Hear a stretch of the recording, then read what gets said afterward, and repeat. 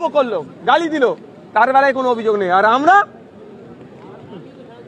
Joint সিপিকে mail করে সম্মানের সাথে যখন আমরা আমাদের ধর্ণা মঞ্চে যাচ্ছি, আমাদেরকে আটকানো হচ্ছে। আমি এক কথাই বলছি, আমার পরিবারের সদস্য পরিযায়ী শ্রমিক, তাকে মারছে, তাকে হত্যা করছে, আমি একটু কাঁদতে চাইছি ধর্ণা মঞ্চে বসে, সেটাও রাজ্য সরকার কাঁদতে দিচ্ছে না। আমার মাদ্রাসা, মসজিদ, ঈদগাহ, কবরস্থান, গোরস্থানের জায়গা হাতছাড়া হয়ে যাচ্ছে, আমি একটু রাস্তার ধারে বসে শান্তিপূর্ণভাবে রাস্তার ধারে বসে একটু কাঁদতে চাইছি, অতটুকু কাঁদতে দিচ্ছে না মুসলিম দরদি সরকার। আমি এসসি সমাজের মানুষ, আমি সার্টিফিকেট পাচ্ছি না, আমার পরিবর্তে ফেক এসসি সার্টিফিকেট হয়ে যাচ্ছে, আমি একটু কাঁদতে চাইছি, আমাকে সেই কান্নাটুকু কাঁদতে দিচ্ছে না অপদর্থ রাজ্য সরকার।